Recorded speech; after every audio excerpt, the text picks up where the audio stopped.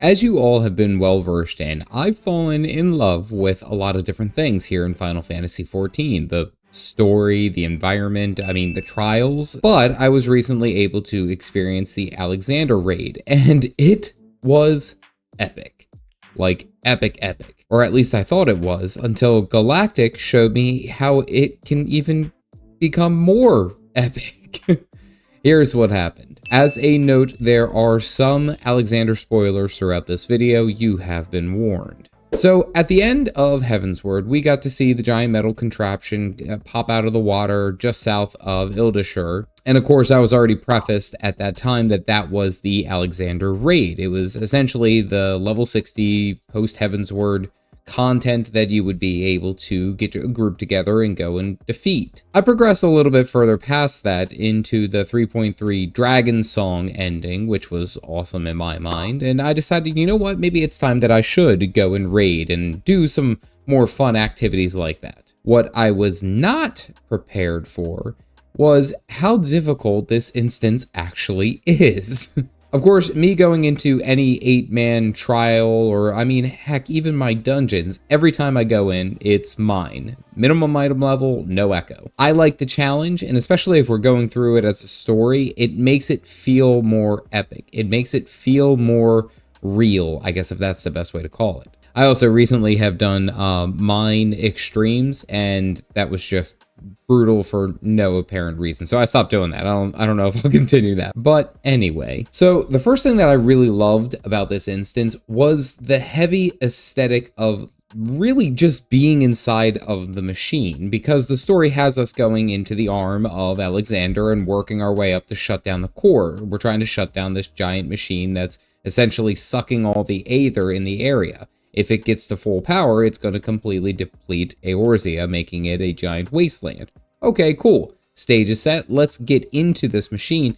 And it legitimately feels like a massive moving machine. It's got a lot of heavy steampunk vibes, in my opinion, but that was really cool. The environment itself really added that extra oomph of effect. I really liked it. Now, it's not to say that other instances, trials, and things along that sort don't also do that, but it's just something to be noted. So we get to the first boss, and the first boss really does something important, and that sets the stage for how difficult all the other bosses in the instances will be, or at least have the potential to be. Oppressor is the name of this boss, and he really lives up to the name. He was oppressing the hell out of our group.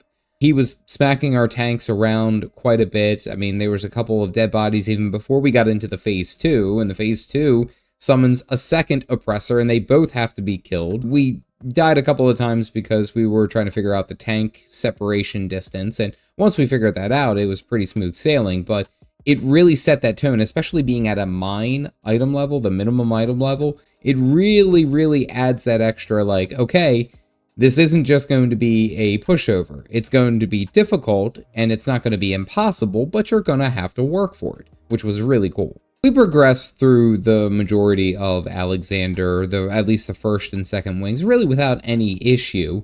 I will say that was what was kind of like sneaking around in the background was the music and how great it paired well with what was actually happening. One thing that I've talked about a number of times is Final Fantasy really putting the extra effort into their music to add the effect for everything else that's going around. If you're raiding in this instance, and they have a really banger of a song playing in the background while you're doing this, not only are they upbeat and engaging, but they also provide that kind of like framework. I can sit here and think about the song and remember how awesome it was doing that raiding, and I think that's something that a lot of games miss out on. At least in my experience, the MMO genre really doesn't do it well. I look at all my years raiding in WoW, and I can't tell you any of the songs. I can't remember any of the names of the songs, save for one, and that was Invincible from the Wrath of the Lich King for Arthas, and I think it was also called Arthas My Son. They're kind of like back and forth. I wasn't sure on that, but that song really stuck with me because that was a huge part of my childhood. I played the heck out of Warcraft 2, Warcraft 3, The Frozen Throne, all of that. So that was more of an emotional tie to it. Anyway, I'm off topic. I just go ahead to say that the music really does add that extra layer of immersion, which I think is something that a lot of games could do a lot better on. Final Fantasy certainly does set the bar pretty high, in my opinion. We push forward over the course of 2 streams, mind you, to finish up the Alexander raid, and all the while in the background, not to diminish the story away from all the raiding, but Alexander is a giant metal primal, giant machine primal that has time travel capabilities, and essentially we are trying to shut it down because the Illuminati, who are the bad gobbies, the bad goblins, are looking to rewrite history in their own regard. They can go back to history, change major events for their own liking. So it's a very big deal. We also are trying to find the lover of Mead, and M-I-D-E. Some say her name is Maid. I'm not quite sure on this one, but is a story of why we are doing it. Very reminiscent to what we experienced with the Crystal Tower. Not only was it just the raid itself and offering this, piece of content that you can go ahead and do, it's also a separate story. And I think that's something that's really cool as well, is that it isn't just kind of like, oh, hey, this is unlocked, you can go and do this now. It's more so like, here's the reasoning why we are fighting each one of these bosses and what we are doing all along the way. And it's not even to say that this isn't just like, oh, hey, if you get to it, you get to it, that's cool. The whole story itself is about the world potentially being rewritten, history being rewritten into a negative connotation where it's like the whole world is ruled by the goblins, by an iron fist. Like, to me, I'm like, that isn't anything small. You have this primal that's like the size of 2 Eiffel Towers that's sucking up all the aether that's going to spell the doom of the world, and we're all just kind of like, yep. Anyway, there's a raid in there, and it's a funny concept to think about, given the fact that we're stopping like Nidhogg, we're stopping King Thornton, the Ultima Weapon, the Garlic Bread Empire, all these different baddies. And then we have, oh, by the way, here's this aether-soaking giant that's going to drain the entire world, and they just send Y'shtola and Sid and I. Like, that's about it. we only got the backup crew really working here. But they do something really cool with this, and I will just leave it at that, is that the story does talk about time being a flat circle. Is essentially it moves in its own circular motion. The beginning is the end, and the end is the beginning. And essentially, there is no ups and overs and jumping back and forth. Things will happen the way that they should have happened, basically, which was, I like that kind of concept. That makes for really good storytelling in time-traveling stories. So we keep moving forward, and we fight a couple of bosses that are mechanically really difficult, and one of which is Brute Justice, and then the other one is Cruise Chaser. And these both hit incredibly hard, have a lot of fast-moving mechanics, and just all these different aspects that are happening while you're doing all this. So it really adds that level of difficulty that it isn't just kind of like breezing through, which we saw and what we expected from being on minimum item level, but it was a lot of fun just being able to progress through that. Then we approach Alexander Prime, which is actually a very weird concept, just bear with me. So you're fighting Alexander inside Alexander, and then while you're fighting Alexander inside of Alexander, Alexander pops up on the outside to attack you while you're fighting Alexander already on the main stage. It's like a level of Inception.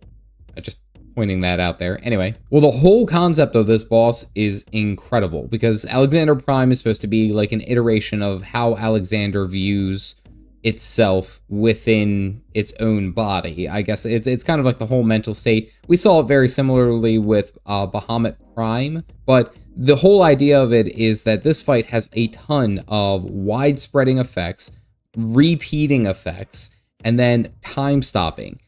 You need to be positioned where you should be before the mechanics go off, because then you will time stop where you are, and if you aren't in the right place, you can get hit, which I thought was such a cool effect to add on to a boss. This is really unique boss fight design. And of course, throughout, there's these different effects that pop up. Like at one point, we had to pop a tank limit break 3 to protect ourselves from Divine Judgment, which is, from what I could tell, was going to be a one-shot if we didn't use any of our tank limit break 3s. Never really had seen a boss mechanic that required it, but that was really cool. Not to mention, not to get away, not to sneak away, that the boss music for it, of course, is awesome. It was just really, really epic. I liked it. So after an attempt or two, we finish Alexander Prime and everything gets kind of wrapped up into a nice little bow. And honestly, I really enjoyed the entirety of the instance. I had a great time here. And of course, setting it to minimum item level in my mind always makes it fun, especially for the normal modes. It just adds that extra layer of difficulty, just so everything isn't a breeze. I don't like being, okay, it's the Warrior of Light, but we didn't really have to struggle for anything, you know? Like, I need difficulty. Apparently, it was at some point some of the toughest content in game. It actually turned a lot of players off of raiding when Alexander Savage came out because of just how tuned it was. It was incredibly difficult. Now, there has been some, from what I've been told, changes, but it's still a pain in the neck to go ahead and do, which honestly, I think that's pretty fun. It's pretty fun to have that, again, that scalable level of difficulty. Now, I haven't had a chance to go ahead and do the Savage version of Alexander, but I do think that at some point on my channel or on my streams, I would like to attempt some Savage level content. I think that would be fun. I feel like that would be an engaging way for me to get out there, not only into the community, but just also to see the difficulty. And then Galactic informs me that that's not even the most difficult version of Alexander. He shows me his kill of the Epic of Alexander, also known as T-E-A. The Ultimate of Alexander has you fighting basically all the big bosses that you had already killed through your instance, working all the way through Alexander, all in the same fight. But basically everything's on steroids. They have blind attacks, memorized patterns, specific cones that you have to avoid, other things that you have to soak, other things you have to stack, other things that you have to dodge. Like, there is so much going on in any given fight, and then these mechanics are happening nearly back to back to back. Like, there's no room for breath in any of what I was watching with Galactic's kill. And I'll link the video down in below if you guys are interested in seeing his clear, because YouTube won't let me share much of his videos, so you guys get to see my face and then the clips of me doing Alexander. But not only that, with all the different mechanics, Galactic tells me that the fight itself lasts for 20 minutes. The whole fight is a 20-minute fight. Meaning that if you die on minute 17, you have to go all the way back and restart. Like, if that were the case, say you were stuck on the last like 10%, you would get 3 attempts per hour to kill this boss. Like, that is just, I thought things were difficult on extremes, and I heard things were challenging on savages, but this is just positively brutal. And not to mention, Galactic informed me that him and his Static had been working on the Epic of Alexander for nearly 6 months for 8 hours a week. To put that into perspective, that's about 192 hours for this single boss to be killed. That is a level of dedication that I have never even thought of, and I will never complain about WoW Mythic rating ever again in my mind. I can't do it. I can't complain to that scene. Good gracious. I mean, it is worth it because not only do you get a really good achievement, you get a cool title, you get specific weapon skins for finishing that. So in the end, in my opinion, it is worth it for that long grind. However, it is just, I can't believe that they could even scale it to this difficulty. Galactic was telling me that there's just mechanics that you just have to remember where the positioning is. It's not even projected. You don't know where it's going to hit. It's just like, yep, you have to stand on this square and then move to here and then that square. And it's like, that could be at minute 15 of this, 20-minute fight. Holy crap. And then to add the cherry on top, Galactic told me that it is not even the most difficult ultimate in the game. It's about ranked 3rd, which up until Endwalker, he had told me that the Epic of Alexander was the most difficult piece of content in Final Fantasy XIV, which means that it was more difficult than everything in Stormblood as well as Shadowbringers. That is insane. I mean, I don't know how you're supposed to have your sanity after all that. How?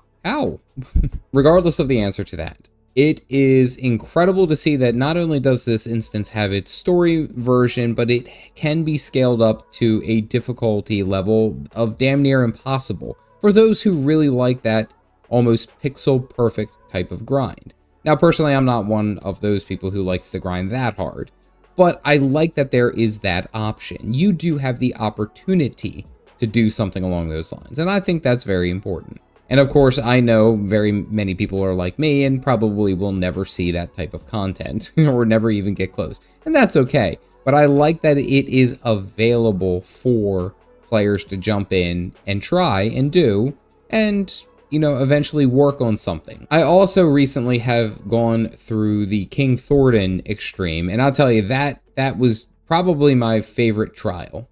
I've only been in like 3 extreme trials, but that one was my favorite. And you can see that video here. Otherwise, stay caffeinated, folks.